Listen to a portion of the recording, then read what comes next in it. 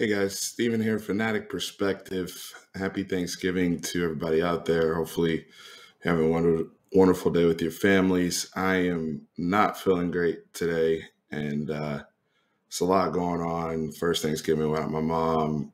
I'm also sick, and now just watching the game from the bed today. So, got up to at least muster up some energy to react to this because I do have a lot of thoughts. I'm very passionate about this team, as you guys know, and want to get this out there for my thoughts before I go lay back down. Also, quick thank you and shout out to our sponsor, BOSR, bosr.com/fanatic, the official betting partner, the official sportsbook of Fanatic Perspective. We do have that promo there, Sports 100 FP. If you sign up today on bosr.com/fanatic, you will get the $10 for the Thanksgiving special.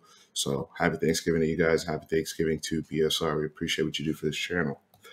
So we lose to the Raiders 36-33. I'm going to keep this really brief. Everybody's talking about the referees and the officiating. You want to talk about Anthony Brown and the pass interference calls. That last pass interference call in overtime was pass interference. He did not look for the ball. He ran right through the receiver.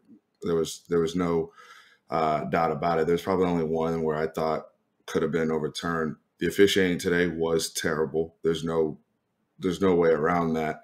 It was terrible going both ways. But at several crucial moments, it felt like they just completely swung momentum of the game, taking points off the board, all sorts of stuff. So the officiating was bad. We know that. In terms of the football game, though, the Cowboys still have to be held accountable. We're not in overtime if not for Dak Prescott elevating his performance and elevating those around him in the fourth quarter. But he also missed a very, very makeable throw on 3rd and 5 or 3rd and 4, 3rd and 5, whatever it was, to Noah Brown. He missed that throw last week against Kansas City, and he's left a few too many throws on the table since he's come back from the calf strain that he suffered in New England. And it's just been a tick off outside of the Atlanta game. Just been a tick off with some here and there. I think Tony said it best. Overall, he's played outstanding, but here and there, the ball just seems to either, dovetail on him or, sometimes he even seems to be laboring with the calf. I'm not sure. But if you're in the game and you're healthy, you're ready to roll, and the way he played in the fourth quarter, I need that throw from you in overtime to move those chains, because I knew once we punted, we're also playing a hot quarterback in Derek Carr and the way they're moving the ball against our defense. So we've got to capitalize on those opportunities. While we did get 33 points, we know 7 came from Tony Pollard in the kick return, which was a monster kick return. We didn't get enough from our offense, TOP, all of that, so they have to be held accountable.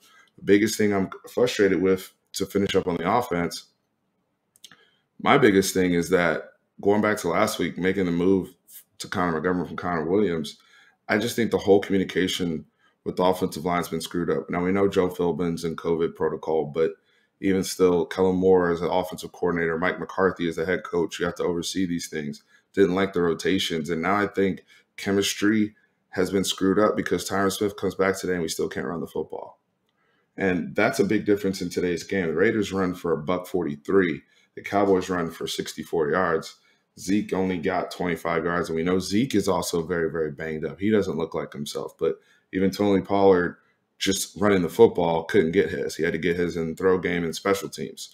So I think that chemistry is actually thrown off our run game, which then impacts the pass game, which is already, compromised with the loss of Amari Cooper as well as CeeDee Lamb. So when you're trying to, we know, hey, I'm holding Dak accountable for some of the missed throws. I got to hold the backups accountable for the balls they drop or the plays they don't make. Dalton Schultz has to block better. He's catching the ball, catching the hell out of the football. He's got to block better. But when you're messing around with the things they're doing with the offensive line, like, I don't understand why Terrence Steele is playing over Leo Collins, or I don't understand anything that's going on with the offensive line. Now my run game is screwed up. That was there, right? And that's something we should have been able to lean on a little bit more today. Credit to the Raiders' point of attack for playing tough. Max Crosby, Jonathan Hankins, Ngakoue, all those guys up front did a tremendous job of containing our run and making us one-dimensional. So, while we were able to throw ourselves back into the game, those guys bowed up front all day long. Defensively, I need some more brothers to be able to run with Micah Parsons, because Micah Parsons right now is our best football player outright to me right now, either him or Zach Martin. We got to put some respect on Zach Martin's name too. But Micah Parsons is trying to give you guys these games. That's how hard he's playing because, Diggs is cooled off in terms of getting the picks when we know some people are avoiding him. But now we're getting the struggles with Anthony Brown. And I've never been a big Anthony Brown fan. He has played better this season. It's probably been his best overall season. He's made some plays this year that he hasn't in the past.